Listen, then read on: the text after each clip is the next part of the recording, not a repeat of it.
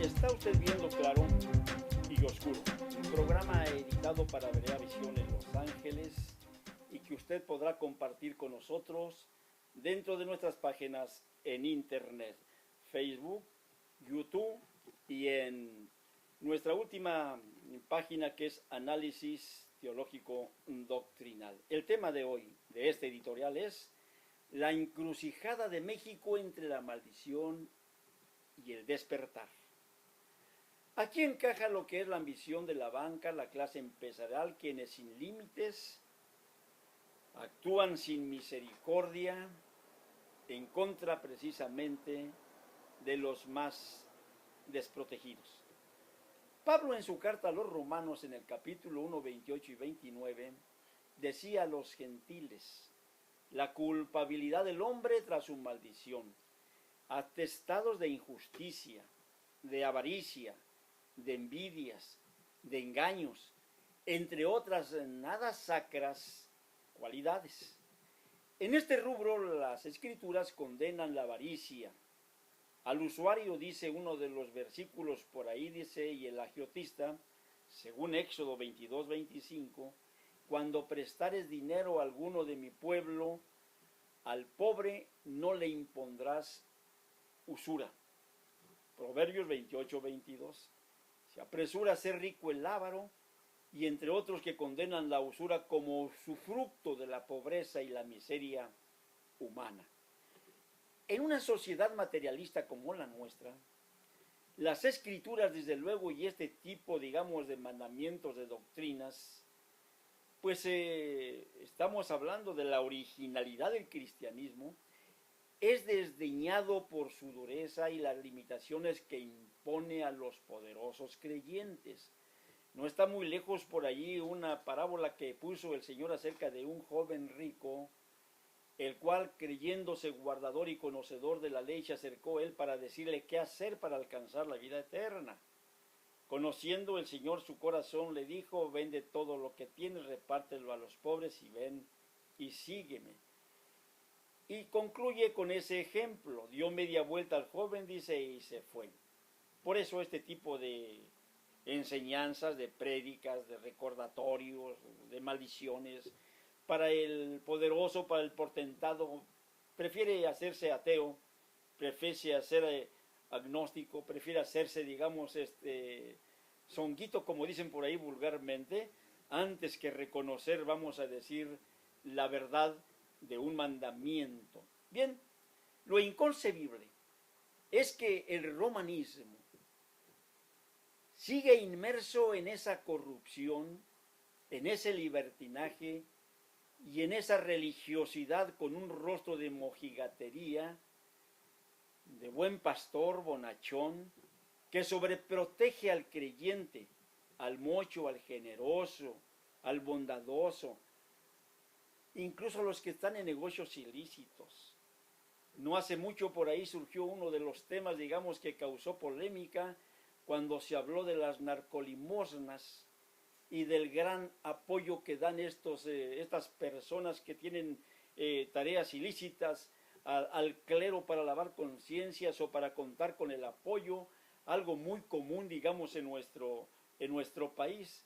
Estamos hablando de quienes bendicen, protegen al patrón y a todos aquellos que de alguna forma están asociados con ellos, sean banqueros, sean industriales y todo mercader que les favorece. No muy lejos estaba precisamente el obispo de ese lugar de Ecatepec del Estado de México, que por cierto le dieron, tan luego cumplió Onésimo Cepeda, tan luego cumplió la edad, cosa curiosa que no se había dado, digamos, en ninguna otra parte.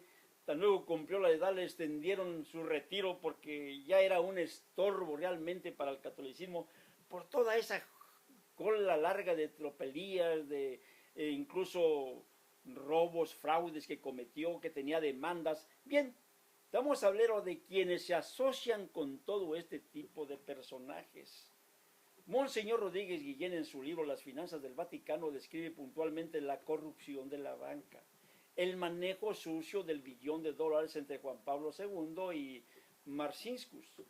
Hablamos la supuesta quiebra del Banco Ambrosiano de Milán y la falsificación del $1.000.000. Lo que más recrimina Monseñor fue el mal uso de las ofrendas y limosnas del pueblo, encaminadas a apoderarse de la educación y poseer el control de los mercados, la bolsa de valores y la compra y venta de empresas multinacionales, compitiendo desde siempre con las naciones capitalistas, antes que ayudar al pobre y a naciones con mayor hambruma.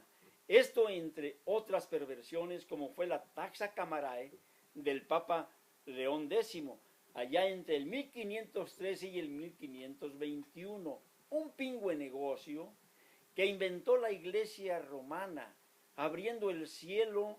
Estamos hablando pues de uno de los mayores engaños con la venta de indulgencias que perdura hasta nuestros días. Se habla de la venta de ilusiones celestiales que enriqueció a la clerecía y a la banca, al grado tal que los banqueros de aquella época, habiéndose logrado el objetivo de la construcción de Roma, no quisieron que ese infame engaño se quitara. Se opusieron a la Iglesia y se sostiene hasta nuestros días ese fraude, ese engaño a través de misas gregorianas y todo aquello que de alguna forma puede sacar el alma del purgatorio o del infierno para llevarlo a un lugar de reposo. Bien, vamos a entrar a otro punto que es muy interesante. Esto es relacionado a la confabulación, el maridaje entre la Iglesia, los banqueros industriales y toda la gente rica. La depravación de los clérigos, que se tornan implacables para sostenerse en el poder. Mucho se ha escrito y hablado de las corruptelas de la clerecía, sobre su vida sexual y su continencia, como seres humanos, desde la pedofilia hasta los prostíbulos convertidos en seminarios y conventos para satisfacer la lujuria de sus sacerdotes, sin faltar quienes por su hombría utilizan las casas curales para cometer sus fornicaciones, adulterios, violaciones y otras por ahí, digamos, cuestiones ilícitas. Hoy, por esa razón, están frente a los tribunales. Sobre su catequesis, dogmatismos y directrices doctrinales, que los exponen como engañadores, no han bastado 500 años en México y casi 2000 años en el mundo para exhibir su miserable y pobre, digamos, concepción teológica sobre los puntos más relevantes de la doctrina cristiana, con la que terminan incluso contraponiéndose y en un desacuerdo total con las mismas escrituras. A esta se suma el cisma que dio origen precisamente a la Reforma con Martín Lutero, el sacerdote que se opuso a las desmedidas ambiciones de Roma, entre otras crisis intestinas que han mermado en Europa la religiosidad y la buena fe.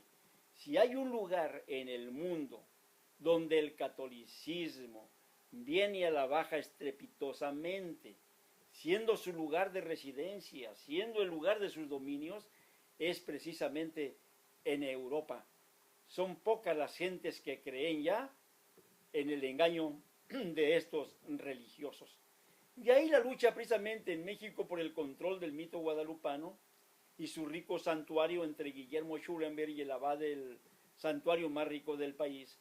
Y hablamos quien dejó millonarias cuentas en dólares y en pesos, bienes, inmuebles, coches lujosos y joyas que contradijeron desde siempre la pretendida imagen del hombre dedicado al mundo espiritual, que aparentaba durante su vida ser realmente un santo, un hombre de carne y hueso, más preocupado por el disfruto de las comodidades y bienes de este mundo terrenal. El religioso que se confrontó con Norberto Rivera por el control de la mina de oro, que es el Tepeyac. Tras ello viene otra desfachatez del clérigo que toma posesión de este santuario. Me refiero desde luego pues a uno de los cardenales corruptos, que sin ningún respeto hizo precisamente uso de su facultad para vender los derechos de esa imagen guadalupana, para que se hicieran miles y miles de reproducciones, sin importarle realmente que era pues un derecho solamente de los mexicanos, si así le queremos llamar, pero que sin ningún respeto a su misma feligresía hizo pues un movimiento económico solamente para satisfacer todas sus necesidades personales. Hablamos de una barbarie, de una intromisión en donde se presenta con toda desfatachez en la lucha por el poder, en ese amaciato con los contendientes que fue más allá, utilizando su poder fáctico y su investidura para el control de los políticos. Esta es la representación precisamente de una iglesia que no ha manejado las cosas con transparencia. Vienen los comunicadores sin ética profesional que se venden al mejor postor y desinforman. Otra calamidad de la maldición religiosa. Una práctica común en un sistema que controla y amordaza a sus comunicadores, retomando la sentencia bíblica sobre la maldición que pesa sobre los idólatras y quienes trocaron la gloria de Dios por la adoración a las imágenes. Les ratifica y cambiaron la verdad de Dios por la mentira. Por esto dice, recibieron a sí mismo la retribución a su extravío y se tornaron implacables, inventores de males, engañosos y llenos de males, detractores, desleales, altivos y soberbios, entre otras nada sacras cualidades que hasta nuestros días forman parte de la esencia de casi todos los comunicadores. Un fenómeno de descomposición que muestra nuestro sistema de gobierno y que ha utilizado desde el siglo XIX para sus fines de control, manipulando la información y la desinformación, todo ello acorde a sus intereses, sea un levantamiento social, religioso, sindical o para enaltecer la administración pública, la economía, seguridad, salud, entre otros la promoción ideológica. Por ello, en el argot periodístico se dice que cuando empiezan a circular en los medios de comunicación los rumores de que no se aplicarán ciertos acuerdos, es que van a hacer todo lo contrario, porque esta es la práctica común de este sistema.